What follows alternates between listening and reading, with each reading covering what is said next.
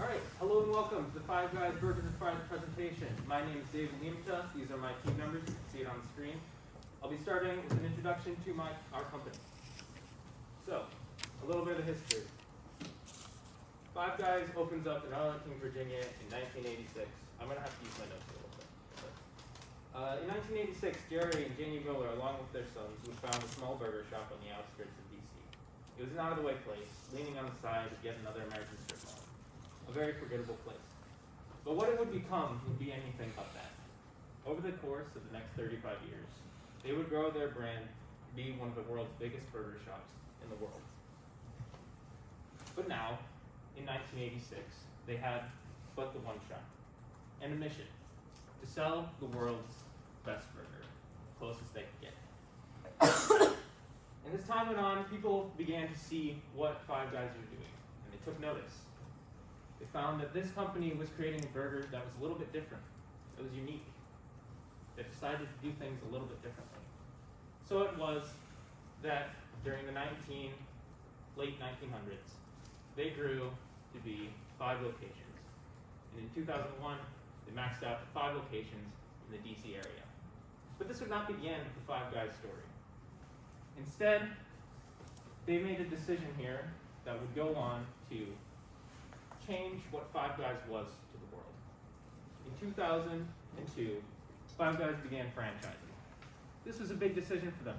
It was a scary decision for them, but it was something that they were willing to take the risk on and do for their company. And just like before, people began to notice this company was different. This company did things that were unique. This company was Five Guys. In 2011, they started winning awards. They were ranked as the best burger.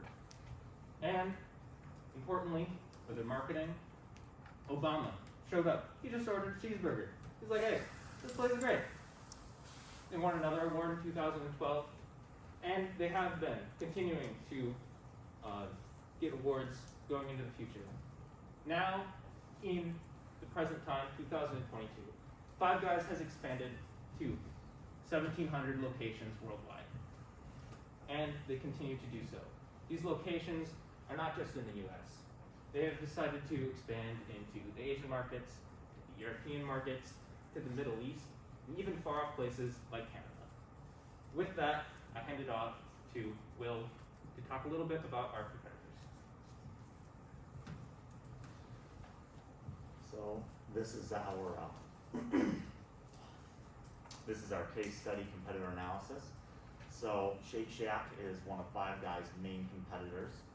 They were founded in July of 2004 in New York City, and since have rapidly grown to over 350 locations worldwide. Shake Shack generally targets the millennial generation, the ones that don't mind spending a little bit extra for a more quality product.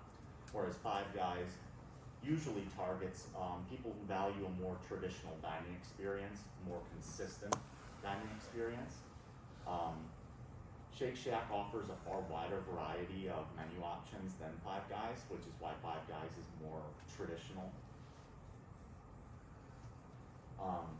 They both offer a more premium fine dining experience compared to places like McDonald's or Burger King. And one big thing is that Shake Shack offers alcohol, so they get a lot more adults 21 and over. But one of the downsides is that they don't have a kids menu, so it's not as family friendly of a place. They both strive to have very fresh products, but Shake Shack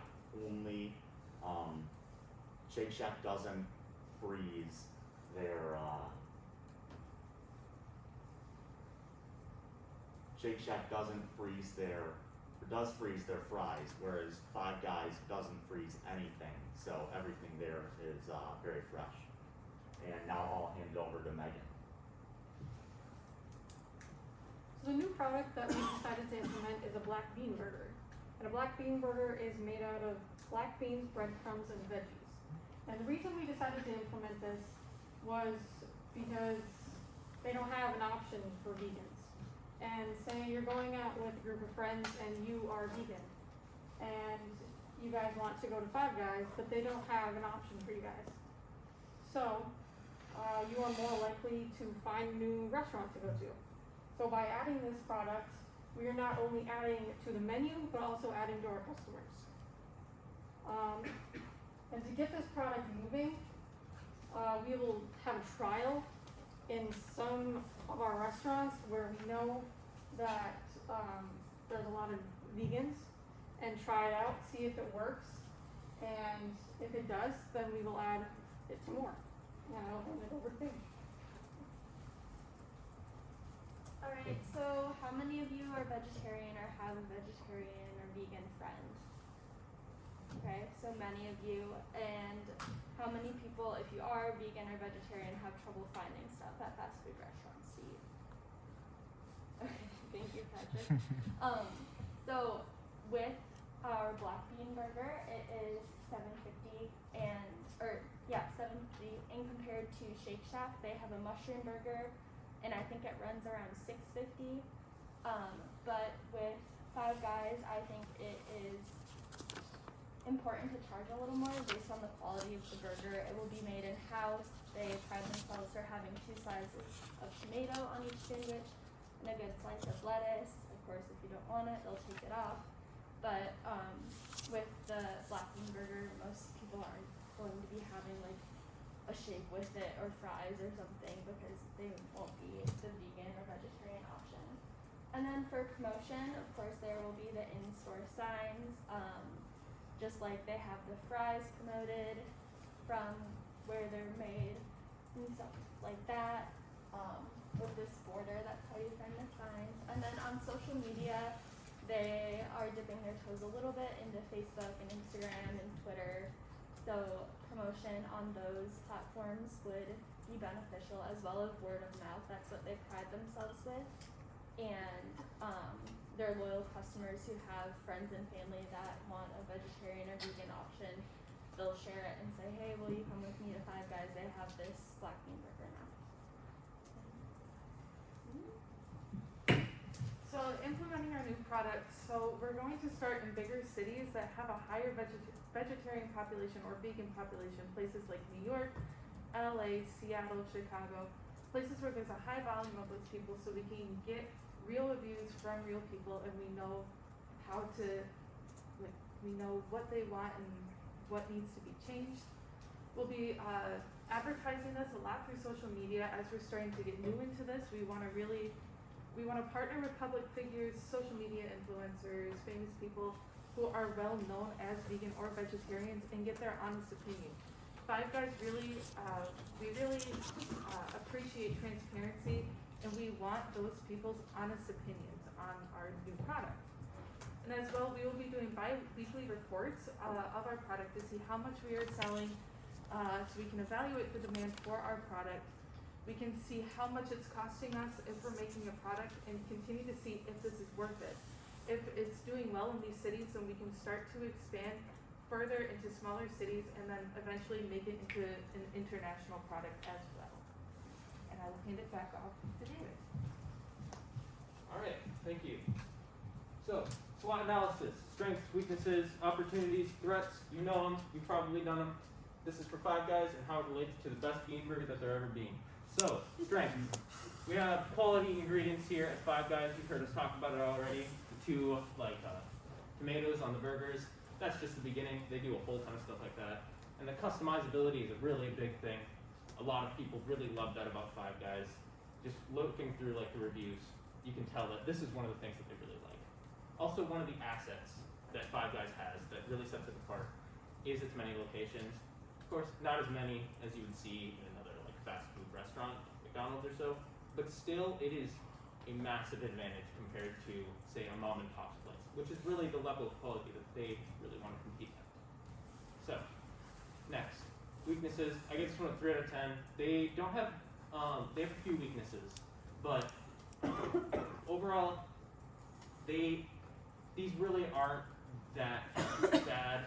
They fit the company very well, but they are significant enough to be something that we want to change. And part of that is going to be our advertising presence. They do some coverage on social media and a few other places, but they really stay away from traditional media, and I think that is really going to bite them in the butt in later years. It's something that they should try experimenting with now. And I think that part of our implementation of this product should be advertising it on those traditional marketing stages. Next, opportunities. I give this one a 6 out of 10. They have a few opportunities, not quite as many as their competitors. You'd expect a higher number, I think, here, at least on my rating system. But some things that they could do is menu innovation. Of course, we're doing that here with our new burger. And also healthier options. They have a lot of grease. Every time you see a Five Guys bag, covered in grease. This is a healthier burger that we want to make for people that want to be healthy. And this is part of a mega trend that we're seeing lately, that people want a healthier burger. They don't want to see, spend $20 on a burger that's just going to make them feel bad for the rest of the day. Of course, there are some that do, but as a trend, this is a healthier option is better. Next, we have our threats. Gave this one an 8 out of 10.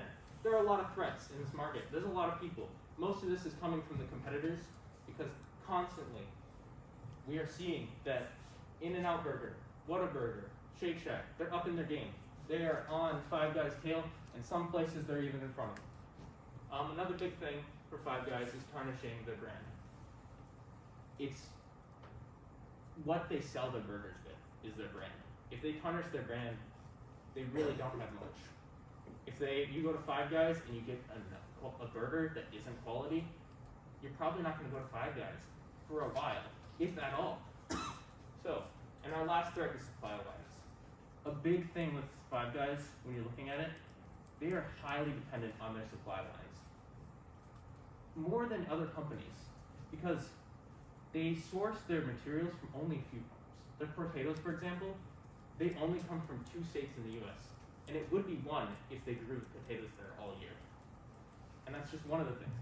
Imagine you have all of the toppings that are available at Five Guys.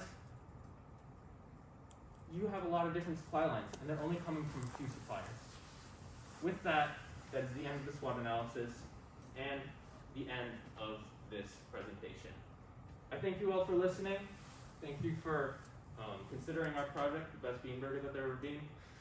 And handing it back to the professor.